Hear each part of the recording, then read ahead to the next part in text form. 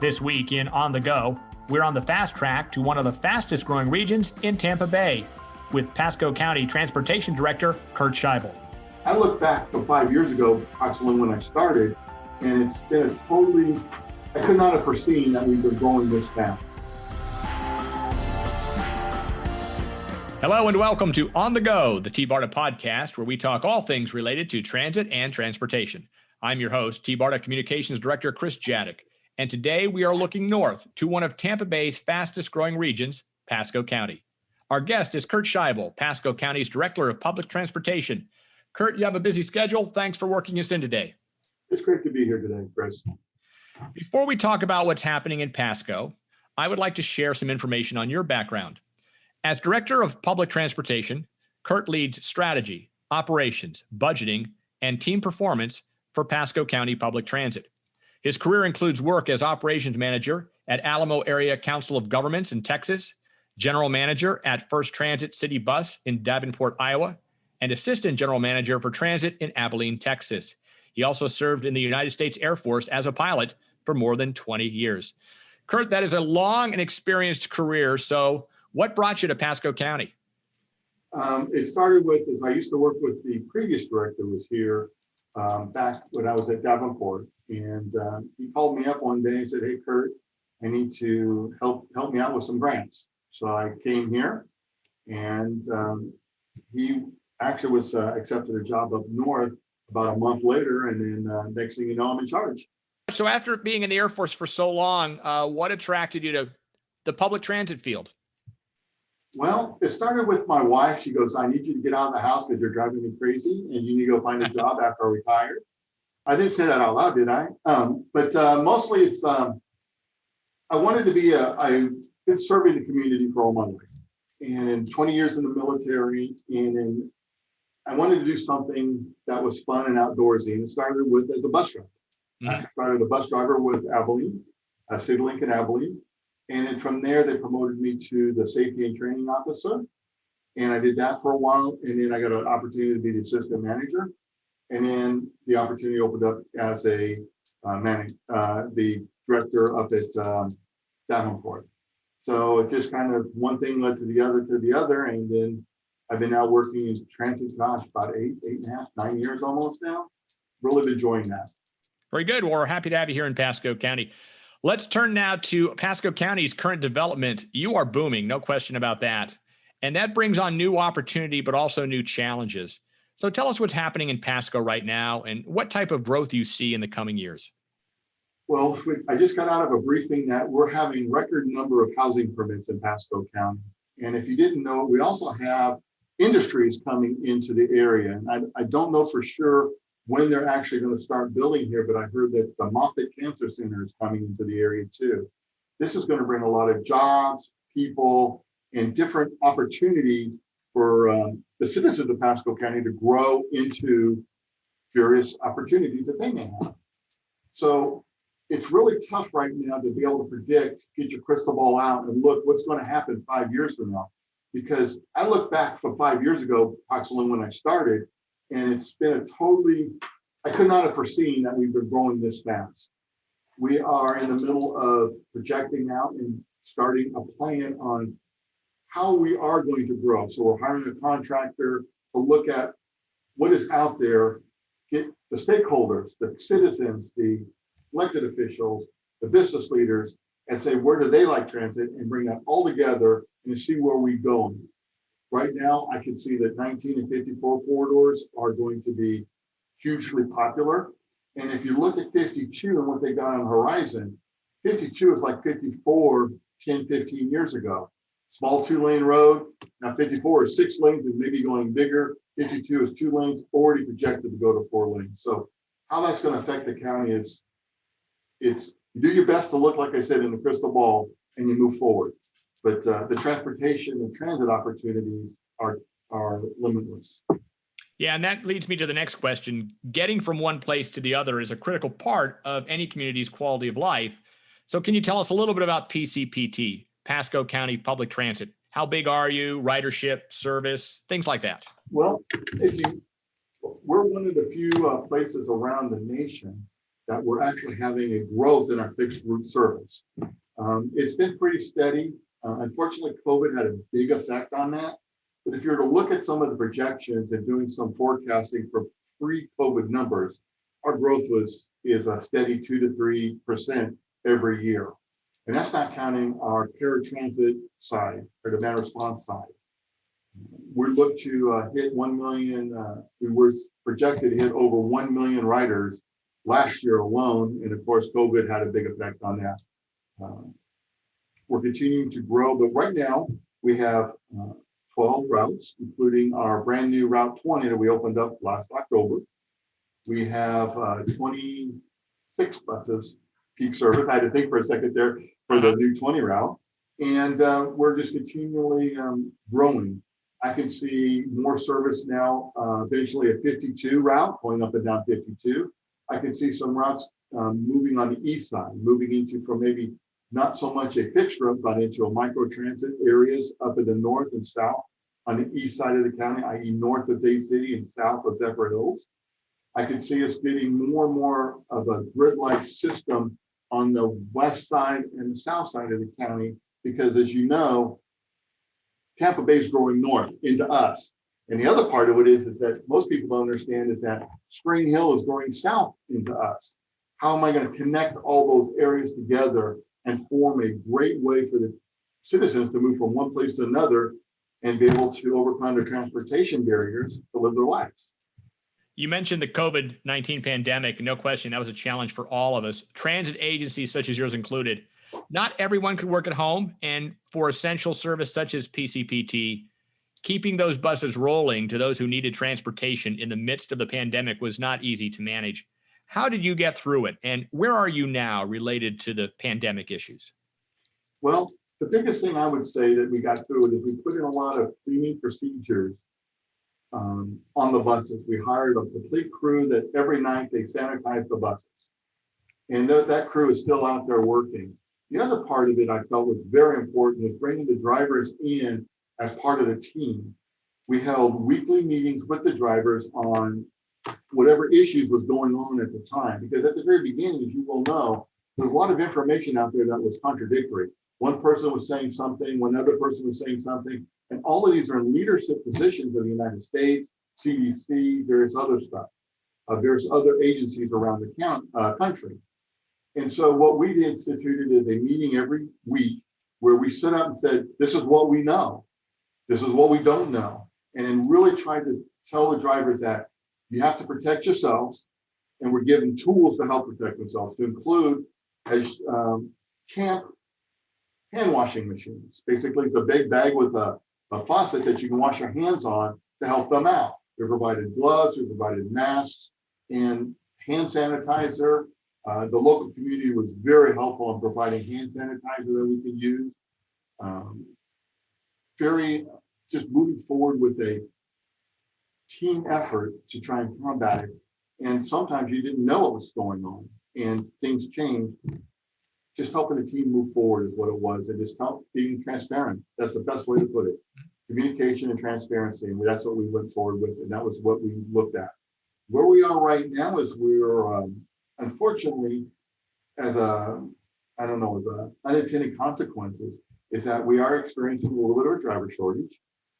So if anybody wants to be a driver, come talk to Pasco County. We have some very good benefits and so forth to move forward, but we are experiencing a driver shortage, and that has affected how we're moving forward. So our service is down, but all routes are running that we can to make sure that people are getting around. Let me ask you about your driver shortage. If somebody wanted to be a driver but has never even driven a larger vehicle like that, obviously there's some training, some licensing involved. Mm-hmm. Someone comes into you off the street and you obviously vet them, but what's really involved? If I said, look, I've never driven a bus, but I'd love to learn. Well, that's how I started. I never driven a bus and I walked in and learned it. We are literally waiting on the final words from Florida Department of Highway, and we're actually going to be able to take somebody from scratch, anybody who doesn't know how to drive, and get them all the way through to the testing and the licensing for a Class B license, is what you need for to drive our buses, along with a passenger endorsement to carry passengers. So what goes on to that is you would come into Pasco County, we'd hire you up, And we take you through some courses. We're currently using FTA's course for training drivers, bus drivers.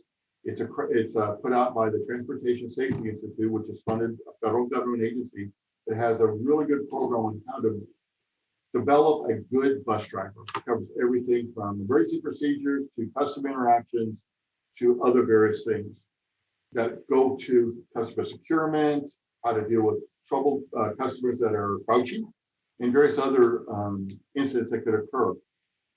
Parallel with that, we start you along the training and the education of what's required to pass the state test to become a driver, which includes general knowledge, pre-trip, passenger, and air brakes. Taking it all together, we help you get through to the permitting stage. So you get your CDL permit, and we also get you the education to be able to be a bus driver through the FTA program. Once you get those two together, then we take you out on our buses and we train you how to drive the darn buses. It's a little bit different than driving a car, mainly because the wheels are behind you as a driver. So when you drive, it's a little bit different. When you make the right-hand turns, it's a little bit different than what's in a car.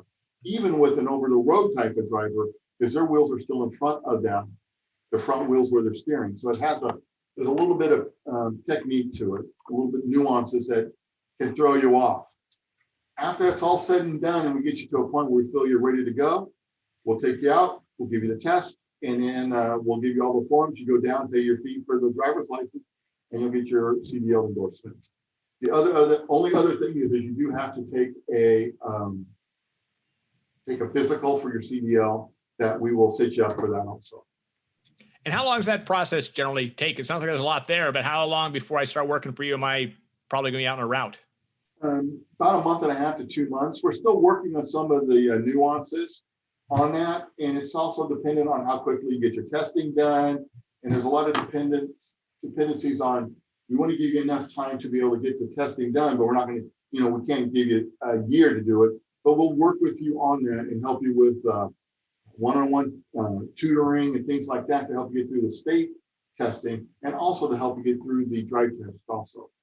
One final question related to the pandemic moving forward. I know you learned a lot through this. Any changes we're going to see to your service because of the pandemic? Any sort of procedures you might follow or anything like that that are going to stick around even after the crisis is over? Well, currently, if you may or may not know, we're still under directive from the transportation TSA, which you see at the airports. We fall underneath of them, and so we're still going to have masks. It looks like out to September. But overall, you're going to start seeing doors between the drivers and the customers. Normally, there's an open area, but we're just about to have doors installed on all our buses, including our paratransit buses. You're also not going to see as much physical touching between you shaking hands with customers coming in and so forth like that. You'll see that will be a little bit less. While not lowering the customer service, there's going to be a lot less of the close interactions where people are going to start sitting apart. The other thing I think you're going to see is on the buses themselves, people themselves will social distance themselves on them.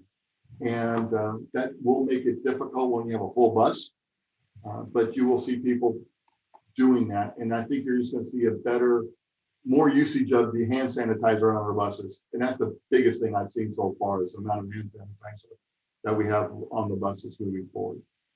You touched a little bit about the need for growth, certainly of the transit agency itself. And I understand there are some changes in the works that we may see post-pandemic. Anything you can tell us about what we can expect to see from PCPT in the months, years ahead? The biggest thing is we're waiting on this comprehensive operational analysis to get done. I can really see a lot of changes going forward. The whole idea is we're looking at getting this project in place to get a good 5-year plan moving forward. One of the things is some of our routes are serving areas that no longer need the service, or the main reason why we went there is no longer there. As an example, we have one route that serves a hospital that moved 3 or 4 years ago. The issue is that all the medical folks that were around there that we very high, a lot of people like to take our buses to medical facilities. Well, they're no longer there. They're now off of a different area for the hospital. So that means that the ridership changed. The other part to this is also I'm seeing is that I think we're going to start seeing we're looking at customer service improvements. We just rolled out a new paratransit scheduling software system. But the biggest part of that was the customer service aspects that are there, i.e., we're about to roll out, probably within the next month or so, you can book a trip online for your paratransit service. Well, the other thing that we're looking at is, can we do some things with the fixed route side that provide the same type of customer service information? As everyone knows, during the COVID time, a lot of people use Grubhub, DoorDash, Uber Eats, those delivery services. Well, it's very easy to see where your food was because you can look on your phone or your computer, you see a little car driving down the street. Mm-hmm. Well, we're looking at, for the fixed route side, the paratransit side, we will have that same service where you'll be able to see, hey, my bus is on its way. You'll get a text message.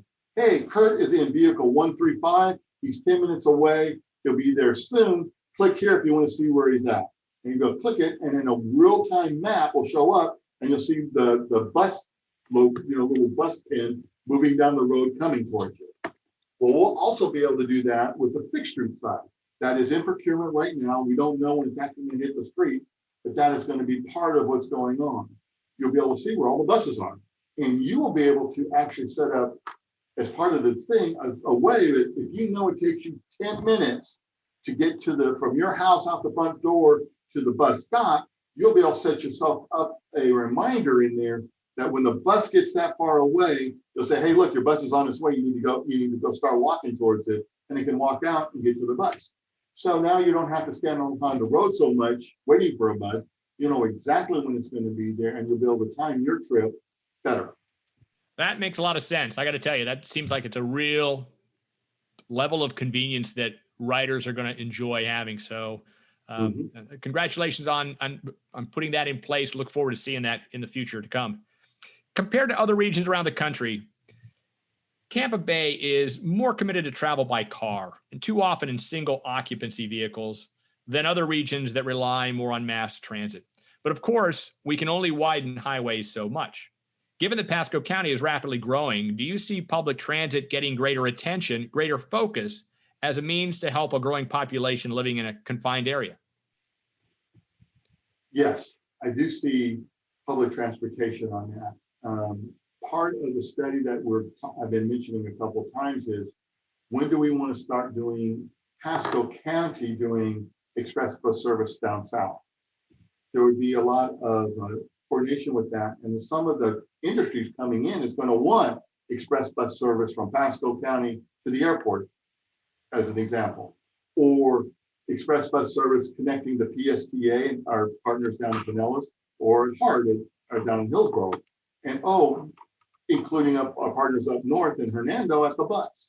So 19, I can see that being a very big express corridor. Another example of the express corridor would be the Veterans Highway, Suncoast Highway, or 589, ending up at the airport and then connecting to Hart at the airport. And then there's been a lot of regional projects moving on for the east side of the county, up and down Highway 75 and 275. I don't know where those are going. There's a meeting I got tomorrow, but there is some things going on for that too. So those are options we're looking at. And then we're also looking at our express bus service that we already have. It's not really express bus service. We're calling it more of a commuter service along with the down 54. Right now, it's a really long one. I think we're going to break off our two ends, which is more of a circular type of service as opposed to a cross-county service, and setting up the service from 19 to Zephyr Hills with limited stops, but quick across. Well, Pasco is certainly a big county, and you've got a lot on your hands there. Is there any particular area in the county that you believe is going to need greater public transit service, perhaps because of this growth that we've talked about, or access to new job centers, things like that? Does that figure into your calculations and your planning? Big time. That is a huge factor in us, and this is why I keep referring to 52. I could really see 52 exploding. We're already starting to see it right now in the areas where 52 is a larger area.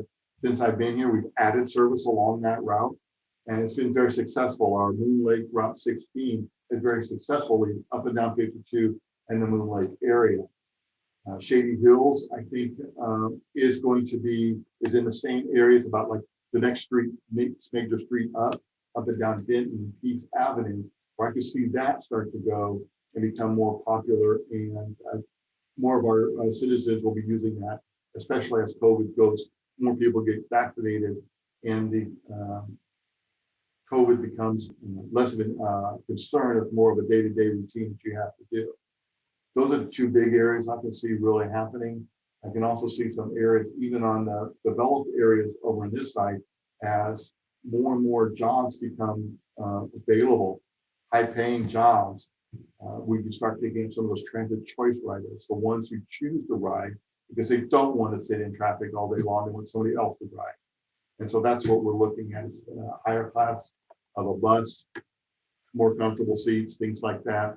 And then bringing in things like as simple as a USB port you can charge your phone on. Those type of things may not seem like a lot, but when you're a traveler trying to get from one place to the other, or your phone's about to die and you have an hour drive, you'll plug that in and keep your phone going while you're on the way home. That's something that's important. You touched on technology, and that leads nicely into the next question. When we talk about future transit technologies, whether those be green energy initiatives or autonomous vehicles, how is PCPT taking that into consideration? Are there any transit technology projects in the works related to the vehicles or the roadways, bigger items such as that are going to factor into your planning and future? Yes, we're actually looking really hard at going into electric buses. Specifically, I'm looking at maybe going for federal grants next year to do electric buses up and down, starting with our 19.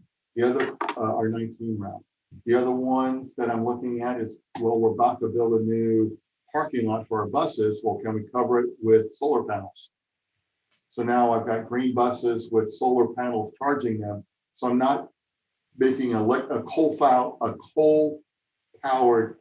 electric plant or even a natural gas electric plant and have to produce more electricity. I now got the solar panels on top that will produce electricity for what we're doing. And then my undergraduate degree was in chemistry. One of the things that was important, though, is that and hydrogen power buses and the fuel cell technology that is in its infancy right now. That's a technology that I'm really interested in, because you talk about a sustainable energy platform. You put two electrodes in water, you get oxygen and hydrogen. When you use the fuel cell, when you get back, you get water. So it's almost a closed loop on how that works, and it's no pollutants, and it's quiet, and it will get the job done, and you don't have to put in expensive charging stations all across the county. Everything is at the one location. You fill it up, and with the technology that's out there today, carrying hydrogen fuel around, hydrogen around is a lot safer than when the Hindenburg was flying. Thank goodness for that. Let's talk about the state of alternative energy vehicles. We know the technologies continue to advance. We hear on the personal vehicle side, it's a matter of batteries and how far they can take you. And certainly transit agencies such as yourself are looking into that. Is that industry ready for prime time, or I imagine you expect to see advances in the coming years that's going to make it not just more efficient, but also cost effective and more affordable too? That's got to factor into what you're hoping to see. I believe electric vehicles are ready for prime time at this time. And then it's going to be like when cars first came out, motors were inefficient, motors were heavy, funky, and had a lot of things that have changed over the years. And I see the same thing with batteries and even with electrical engines. As time goes on, people are going to continually innovate and try and make it better and make it more cost effective and be able to do better things with it. Just like the old, the Chevy, that used to be in a Camaro. That engine's not the same that's in the Camaro now. So they continually made it better, made improvements to it, made it more efficient, lighter, et cetera. I see the same thing happening in the bus world too. And even the diesel engines that are in buses now are not the same diesel engines that were back in the early 50s. The growth of that is continually going to be to improve it, because it's taxpayers' money. It's my money. It's your money. We pay those taxes to provide these things. As a director, we have to be good stewards of that. So we're always going to be looking at doing things cheaper, more efficient, and still get the job done and meet the need of the citizens. Let's talk about the diesel bus just for a minute. And it might be too early to project. So if you can't give me a projection, that's understandable. But do you have any idea or any thoughts as to when your fleet will no longer be using diesel powered vehicles? I don't. If Kurt had his way and we had the funding, and it all comes down to funding, I would do it as soon as possible.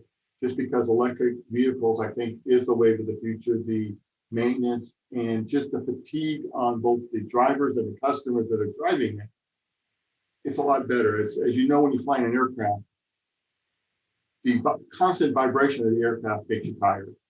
The diesel engine makes you tired because it's always vibrating. With electrical buses, there's not that big old, Cummins diesel in the back shaking the whole bus. It's a battery. You're also finding it's a lot quieter, a lot more cooler because of just how the system is implemented. 30 years from now, 40 years from now, I would say that diesel engines will be rare, if not eliminated. Hopefully that's sooner.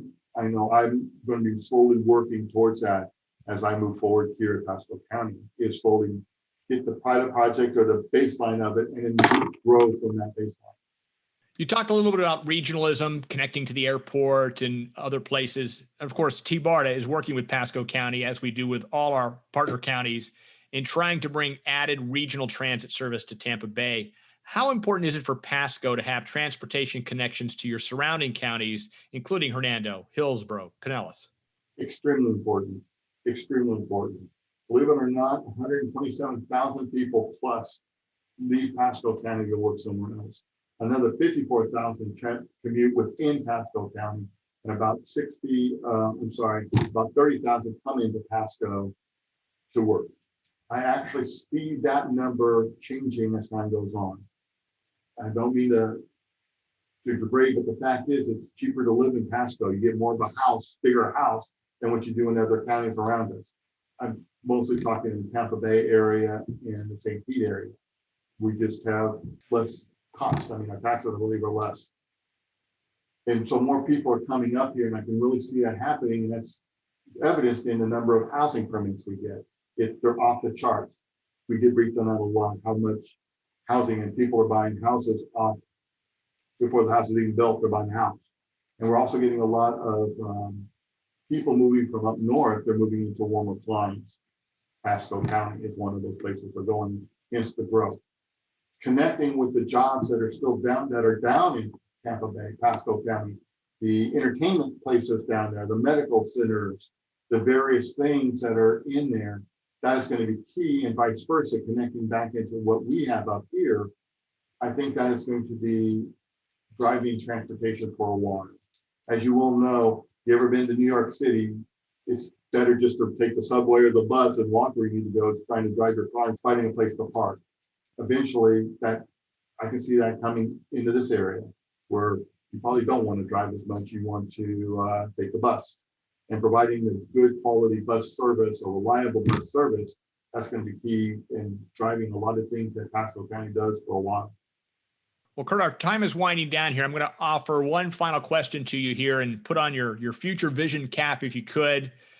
When you consider the future of transportation or the future of growth, not just in Pasco County, but all around the Tampa Bay region, are there any emerging trends you see, things that are going to impact us in the way that we move in the decades ahead that maybe we're not fully realizing yet and need to give greater consideration to?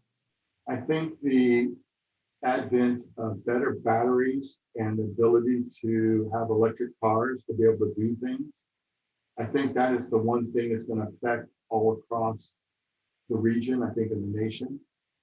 There's only so much oil in the world, but Florida is called the Sunshine State for a reason. And solar panels, solar power is getting more and more efficient. Electric cars charged off solar panels is just the future. I really think that electric, both in transit, personal, and then there's only so many lanes of highway you can build, roads that you can expand. And if you want to really look at what's, kind of how I think we are is LA in the 1970s had a lot of backed up traffic. Having grown up in that area, I can remember my dad griping about how long the commutes were to work and various other places. And it's like, until they got a good LA Metro, LA subways, they still have traffic problems, but you don't hear about them as much anymore. And then the health benefits that come from not having pollution. I think electric is where we're going to be. 100 years from now, we're going to look back, and whoever is around is going to say, why were they using those darn diesel buses and gasoline cars when electric was available?